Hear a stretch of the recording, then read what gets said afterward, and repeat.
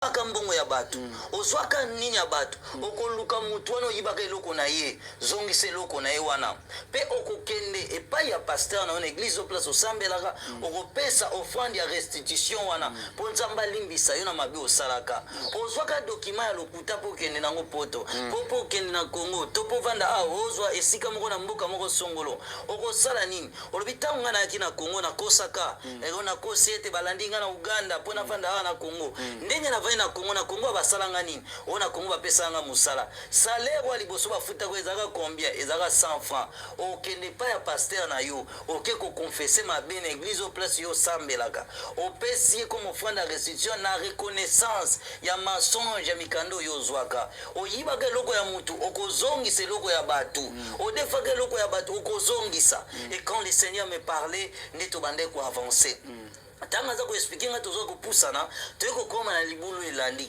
na libulu elandi tokuti mutu muso bande sukolelaka place wana azo supplier kolo siko tokuti ba papier mouchoir ekangami na mbunzwa ezoganga justice justice justice justice na tuni Seigneur pour ne faire kuna eloko nyonso lobaka eloko nyonso yo salelaka po yo sumuka eloko wane kolando na lifelo po e témoigner condamnation na yo alors ba papier mouchoir wane bale ko kangama ye abandi ko supplier Yesu alors Seigneur yokelanga mawa s'il te plaît mon doux Seigneur bimi sanga na esika oyo Yesu atali c'est trop tard le jugement est tombé ndena tuni Yesu asali nini tango azaki na mokili Yesu bitango azaki na mokili abande kotambwa na nzela tellement bane kotoka moni ndeko moko azaki na papier mouchoir na ye asengi alobi ndeko na ko papier mouchoir moko mutu wana azwi paquet na papier mouchoir achebo epo yazwa yazwi papier mouchoir wana olazwa moko azwa 3 papier mouchoir lokola ezalaki volonté mokolo nango te akaki kozwa 3 papier te c'est la raison que mokolo akufaka bapapier wana ndela nde na esika oyo mpona kotémoigner condamnation na ye papa soki tobi totuna moke oyo toyebi ke droiture nde yango wana droiture nde yango wana kasi est-ce que eza na babiloko mosusu te oyo kokondane mutu wana me lie mpe kaka na oyo wana to avandi kaka peut-être asali vie na ye normal azalaki mpe na bonzambe mais acte wana kaka nde mutu ezali acte oyo ekondane ye voilà premièrement d'abord il y a des choses soki totangi na Romains chapitre 8 verset 5 c'est en effet qui vivent selon la chair s'affectionnent aux choses de la chair, tandis que ceux qui vivent selon l'esprit s'affectionnent aux choses de l'esprit. Et l'affection de la chair c'est la mort, tandis que l'affection de l'esprit c'est la vie et la paix. Or, ceux qui vivent selon la chair ne sauraient plaire à Dieu. Pour vous, vous ne vivez pas selon la chair, mais selon l'esprit, si du moins l'esprit de Dieu habite en vous. Et si quelqu'un n'a pas l'esprit de Christ, il ne lui appartient pas. Le problème, c'est quoi? L'homme, dans son esprit naturel, azali na faculté à séparation avec Dieu. Mais lorsque quelqu'un accepte Jésus-Christ, il prend le sceau du Saint-Esprit. Le sceau de Dieu est causé en front na ye. Batouana bazali ba chrétien, oyo bayamba qui est sur la vérité. Bible dit, il y a donc maintenant aucune condamnation pour ceux qui sont dans Jésus-Christ. Après l'avoir accepté, batamboli sur un principe yanzambe. Bato si maloba ya nzambe bato wana bazali exempté na jugement et enfer. Mais soki bato wana après avoir accepté Dieu va retourner encore dans le désir de la chair, dans les choses de ce monde, jango wana jugement et enfer ezo comme encore plus sévère. Nzamba comme il considérer même le petit point du mal. Non, pour montrer que tout ce qu'on peut faire sur la terre ezo mimabiso kaka na inimitié avec Dieu. Mais si to yambi Seigneur Jésus-Christ et que tous autant dans la droiture, dans la vérité, le Seigneur nous prend en charge et toujours mettre en pratique Malobanaye. Et le sort de ces âmes était d'abord pour avoir rejeté Jésus-Christ ou pour avoir commencé avec Dieu, puis abandonner le chemin de Dieu. Voilà. Ok. Voilà, merci beaucoup, chers amis internautes. Donc, ils ont déjà quoi interpellé, biso que les soumou ya muke ezalité, les soumou nyo surtout les soumou déjà comment on a point oyo oyo sala oyo batu bazoza nango condamné na au-delà. En tout cas, il faut vraiment faire attention na ba acte na biso. Ils ont ba acte mususu salango 10 ans passés, au salango 5 ans passés, au salango voire même 15 ans passés. En tout cas, faut luka ndenge nini ya kuzongisa makanisisima mpona koyeba korepare ta mosusu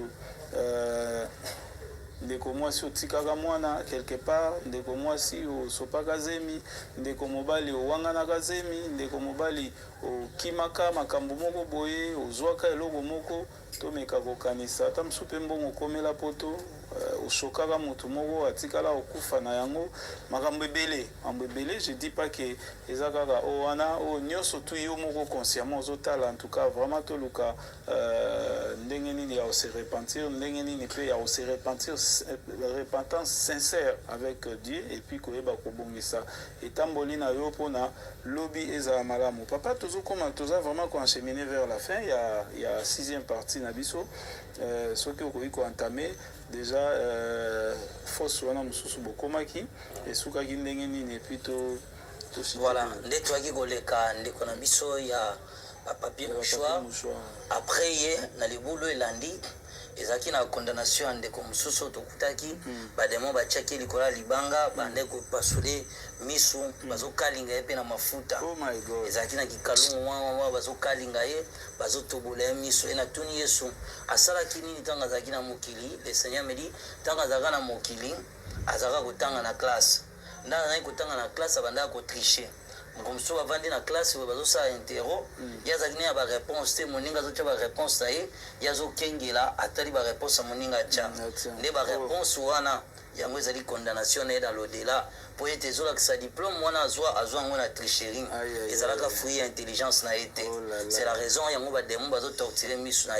Et il y a des collègues, les démons qui se moquent. Il y a des biso et c'est ngolo zongi ça va point na web ba diplôme na lokuta ozwa nde yango wana le Seigneur avec ezaki condamné pe après yango ezaki suna mabulu mosusu bato bazaki wana pona examen d'état tant basaki examen d'état bazaka na bona mayele te l'école na bango bapesaka bango no kope koya o nde to benga lelo fuite koya et ce que tant ba fuite yaka bango batiaka ba réponse na examen d'état et ba fuite wana nde logo batiaka ba réponse ba fuite ba diplôme mwana eza bango te mais bango mama diplôme na bango bazo ba pourcentage o ba méritaka mayele na bango te. C'est la raison qui va être condamné.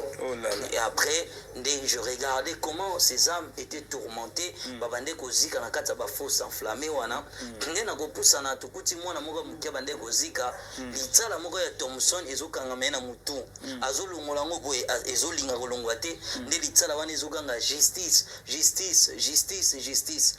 Na tuni Seigneur ya salini. Le Seigneur me dit ceci. Mwana oyo mama bango bande kokalinga Thomson. Nde mama bande kokalinga Thomson, ye mama kotina ndako poazwa mai, ya ye abuka litala Thomson wana na kikalungu, azwi litala wana alia. A vivre na mokili na mokili akufaki na âge 70 ans. Mais litala wana oyo abiotaka na âge mokie tanga zaka na 8 ans. Nde litala wana yangwana ezali condamnation na ye. Ye bisa peuple nanga bazwa biluko ya batu. Tango bazalaka bana mike, ndango Yesu azoninga a continuer koloba, nde mutu moko na musika gangi alobi Seigneur yokelanga mawa libere nga na esika oyo mutu anga azalaki na chaîne na kingo bademo bande komatisa yebwe na chaîne wana patso nyonso eza ya kozika siko bademo baekarte makolo bazokochaki makonga na katikata makolo ne wana natuni Seigneur ye asali nini abite ntango ye azalaka mwana moke bazali kosakana na baninga na ye abandi kolela jouer ya camarade na ye mwana moko bazalaki na ya lopango ntango alela jouer wana mama na ye sikoyo alobi obotikelaka mwana nga aza mwana moke asakana na jouer azoka jouer muninga asaka na jouer na jouer na ebunga mais maman na musu alandia nango te zango jouer bana miki abungi sineka mais lokola ya kanga maka na jouer ne zalaka ya yete asaka na jouer wana après des années mwana na ekokula ne na mokili akufi na âge à 37 ans na mokili nde mukola akufaka jouer wana azungi saka ya camarade nde yangwana ezalaki condamnation na ye dans l'au-delà. Et après, je vis encore quelqu'un où Azaki tourmenté encore dans l'huile bouillante. Bah, de on ko torturer. Pourquoi Abanda ko futa bato na misala. So soka futi bato mbongo ndambo tika la zongi songo na banque, na compte entreprise ya bande ko récupérer ngo compare na ye. Nde pe Azaki torturé na sika wana na chambre de restitution. Après quoi avancer encore, na moni moi si moko ba demo bande ko pasole awa na katikata makolo. Bazo pasole bazo bisa zongi sambongo, zongi sambongo, zongi sambongo, zongi sambongo. Azaki kolela mais azaki na kati ya libulu mpe bambongo ezaki ebele bambongo ebandi kozika wana ntango topusani wana na Yesu abandi kosiplie kolo ayokele mawa Seigneur libere nga Seigneur nayebeki kokoya Seigneur nasali nini nazalaki fidèle nazalaki chrétien chrétien na bande kofuta badim na tambola na kobanga yo na tosaki maloba na yo Seigneur pourquoi na ye le Seigneur lui dit était le mal et se mélangera dans les bien termes. Abi Seigneur na salini na yebi atelo komoko te. Le Seigneur lui dit tina esika oya tomo za continue kaka na mensonge. Après na tuni kolo asala kini taka na mokili. Abi non ya bande ko bongisa bilamba mobali na ye. Soka bongisa mbali mbala uti musala ko zo bilamba pa sokola. Tango ndo soka bilamba omona mombo mweza ki wana akozo mbongo wana sai nini azwi mbongo wana sai yango abiki zambo mobali nanga. Lokola sai la bambonga mobali na ye sans permission mobali na ye. Nde yango ni za condamnation na ye.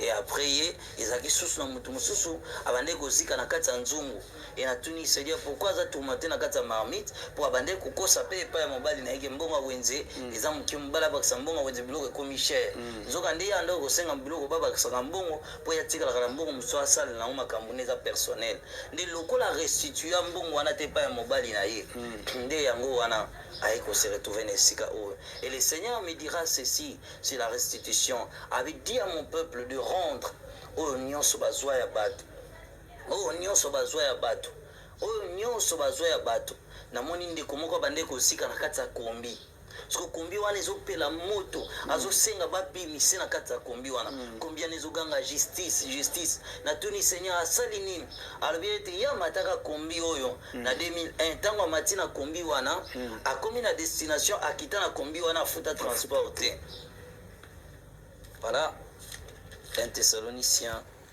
biloko nata banda osala na nzela ya classe faut se repentir hein? Voilà. La Bible nous dit ceci. 1 Thessaloniciens chapitre 4, le verset 6. C'est que personne n'ise avec son frère des fraudes et des cupidités dans les affaires, parce que le Seigneur tire vengeance de ces choses, comme nous l'avons déjà dit et attesté. Voilà. Alors le Seigneur dit que soka za tourmenté na kati ya kombi wana afutaka transport etanga mataka afudaka na mutuka akita nde nyongo wana ya kombi oyo ya afuta te yango wana eza koganga justice likona ye sengela kina mokili azombisa mbongo ya kombi ya bato transport wa mataka na mutuka alors na mondi ba demo ya mo bafongoli porte ya kombi wana abimi aza kopela moto abandi kokima na kati ya moto nde le Seigneur abandi kolela binanga esika oyo eza na moto te yebisa peuple na ngai basala la vraie repentance bato mingi bazokanisa babongo ya mitema maintenant nous babongo na te alobi le pardon nécessite la restitution alobi par les faux docteurs et la mauvaise façon de comprendre ma parole peuple na ngai bazali s'attacher na makambo a verset où bazali comprendre en te alobi na ngai abi que mon peuple fasse attention bien aimé je vais te dire ceci avant de continuer et te regarder lorsque Yesu akindaka na ndaku ya Zaché les sali akotaka na ndaku ya Zaché kaka tangu jasa lobi oyo nazwaka nazongisi na bakolo na yango ne tangu Zaché a restituer biloko ya bato azwaka nde kola lobaki ke siko sali nini ekoti na ndaku na yo tant que tu n'as pas encore restitué bien aimé ne pense pas que le Seigneur azana kati ya vina yo le Seigneur me dit que bato Seigneur ba sa la repentance sincère alors tant que tozo continuer na moni ba demo bazo pasula mutu moko mutu bazo pasule mutu siko moko afanda ki liboso taki na livre aza kokoma bazwi mutango bafuki misie boy ndenge bafuki misie bazwaki maboko ne mibale bachango na mesa koto babeti yango basete demona azotanga na kaye alobi yo kombo na yo na mokili demona atangi kombo na ye normal non poste pe prénom na ye alobi yo kombo no yango ezaki na mokili siko kombo yo ozomema yango ozwi yango wapi alobi yo te ngai ntango nachangeaki pays nachangeaka mpe kaka kombo mpo ecomplike ngai te bademona babi estce kombo bapesaka yo olongolaki yango mpo na nini abandi kopousse baraison nde bademona balobi no tika biso totortire yo lokola yo otambolaki na mensonge tika biso totortire yo nde bademona babandi kopasole motu babi tozoluka kombo wana ya sika oyo olati mpo na mikanda na yo kombo oyo obotama na yango yango te yo ozomema lelo nde bademo bande kotortire ye au milieu j'attendais des milliers de âmes en train de pleurer c'était insupportable ça fait très mal bien aimé lorsque je pense à ces gens-là le lege baton bazolela namoni mosusu bandemo wane kotortire ye azalaki na banyonga bato na mokili atikala kofuta te akima na banyonga impo ya pamba abanda kofuta baimpo ya leta te nde mokolo akufaka baimpo wana nyonso ezoganga justice nde ase retrouvaka na sale wana e ase retrouve parce que fala afuta impo ya leta afutaka baimpo wana te nde bademon bazali kotortire ye na kati ya esika wana au milieu que les âmes souffraient au milieu que ces âmes bazalaki torturé namoni mwana mwasi moko azali kozika na basilabisi na maboko na ye azoloba bi botikanga nakende nazongisa botikanga nakende nazongisa botikanga nakende nazongisa natuni nkolo sikoyo asali nini po asufri boye le seigneur me dit ntango azalaki na mokili akosaka mbongo basilabisi epai ya papa na ye nde papa napesaka ye mbongo olasomba basilabisi ye ezalaki mpo asalela babesoin personnel akoli akomi koko abongi na vie histoire wana ya basilabisi ya elenge abosana me ntango akufaki lokola mokili ekosaka te basilabisi mbongo lokuta akosaka epai ya tata na ye nde mbongo wana yango elandaki ye na esika oyo yango ezali condamnation na ye alors le seigneur est revenu. Il me parlait sur la restitution. Il y avait beaucoup des âmes qui étaient tourmentées dans cette section. Batouana babande kozika, babande kolela. Siko babilo konyo so batouana ba iba. Ezaki na ba depo moko ezaki wana. Badepo wana bacha eloko nyonso mutu azwaka mbongo na posha mobali kuna mpe bacha eloko wana ao achanjaka kombo kuna mpe bacha yango o asalaka azwa mikanda lokuta bacha yango o diplôme asalaki kotriche na classe bachacha biloko wana nyonso ekangaka justice justice justice justice. Alors j'ai regardé tous ces âmes dans les tourments. Ces jours-là, j'ai pleuré. Et le Seigneur m'a dit, je n'ai pas créé cet endroit pour l'homme. Na bandeko ka bato bazolela tango tozolinga tobima na section wana bato wana bazotombola maboko bazolinga basenga Yesu. Le Seigneur alobi esengeli bozongisa biloko bozwa esengeli bozongisa biloko bozwa nde le Seigneur bali ko interpeller nga na nzela alobi yebisa na peuple nanga ba restituer bazongisa biloko nyonso bazwa alata kombo lokuta zongisa kombo na ya solo ayibaka bapara na ye oyibaka mbongo oliaka eloko ya batu okotaka na restaurant biloko futa mbongo te. Bien-aimé, allez restituer. C'est ça le pardon pour Dieu. Tu dois confesser le mal et rendre ce que tu as pris. Je vous en supplie, bien-aimé, n'allez pas en enfer. C'est insupportable. Bien-aimé, tourma wana batwana bazuzika. Et le Seigneur a expliqué sur la restitution. Et ce jour-là, les alaka chambre de visitaka chambre restitution. Voilà, merci beaucoup Bandeko Nabiso, Bomoni, Bobino Moko Bolandi. Ndenge nini prophète Azako expliqué étape par étape. Ba oyo ezalaki place Jésus-Christ Azaki ko faire visiter wana bazalaki na chambre ya restitution.